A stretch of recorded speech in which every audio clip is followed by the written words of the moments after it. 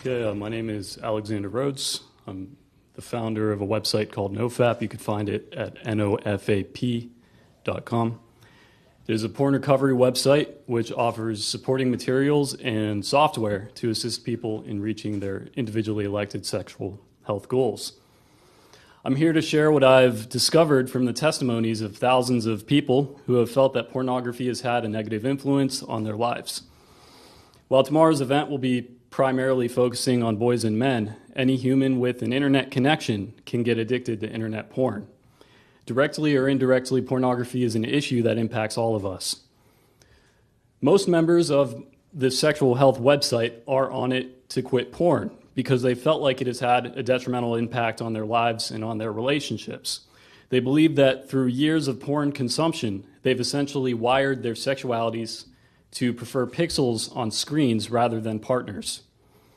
Much of our lives revolve around the bonds that we form with other people. Our peers, our colleagues, our friendships, our neighbors, and our romantic relationships, and our families. Interpersonal relationships of all types make up the fabric of society. Our sexualities are at the core of our human experience. Research is revealing that pornography is distancing us from others socially, platonically, familially, and romantically, revealing problematic effects on all types of relationships. Frayed threads impact the integrity of an entire fabric, so it is prudent to question the impact that pornography is having on individuals and therefore is surely having on society as a whole. If you really think about it, we are interjecting a new variable into millions of years of human evolution for the very first time. For many people, using porn is as routine as brushing their teeth.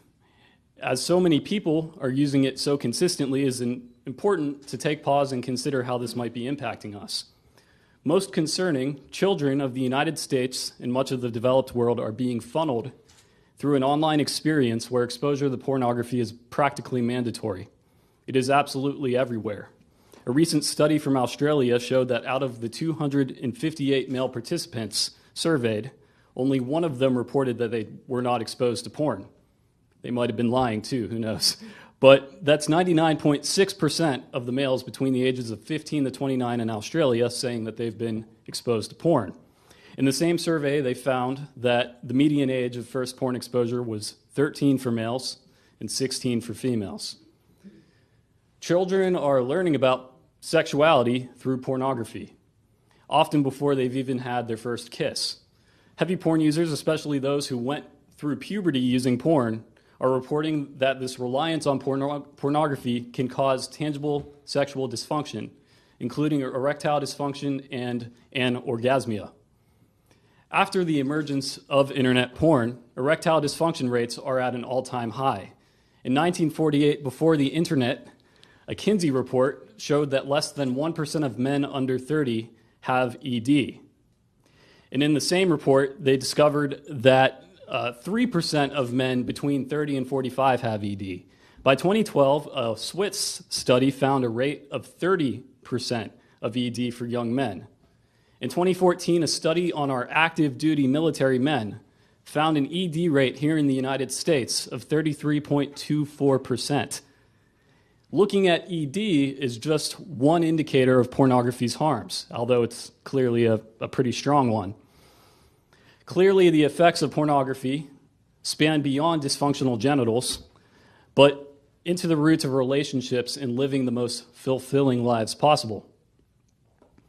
Different studies on porn users are showing correlations with sexual dysfunction, brain hypofrontality, desensitization, sensitization to porn cues, increased stress, less motivation, relationship problems, decreased sexual satisfaction, and other life-altering detriments.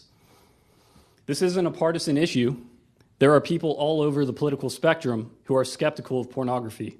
And this isn't just a religious issue. There are dozens of secular websites and organizations, such as mine, alongside of the religious ones that are addressing porn addiction. This is simply a human issue. Furthermore, being skeptical of porn is not the same thing as being sex negative. There is a huge difference between pornography and sex. In porn, the viewer is a voyeur rather than a participant. It is on a screen, It is available in virtually endless amounts and pirated all over PornTube sites for free. It is always accessible just a tap or a click away. To our brain's reward system, this can be an especially enticing, quick, and repeatable path to an orgasm compared to partnered sex. In fact, many people who are quitting porn are doing so in pursuit of better sex and more sex. Quitting porn is sex positive.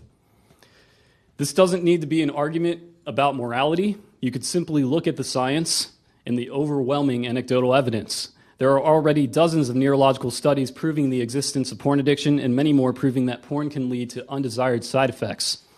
You don't need to have a PhD to know if you're an otherwise healthy teenager who somehow has erectile dysfunction that goes away after you stop using porn. There are already thousands of people who are reporting symptoms from consuming internet porn which are promptly reduced or reversed after a period of ceasing using it.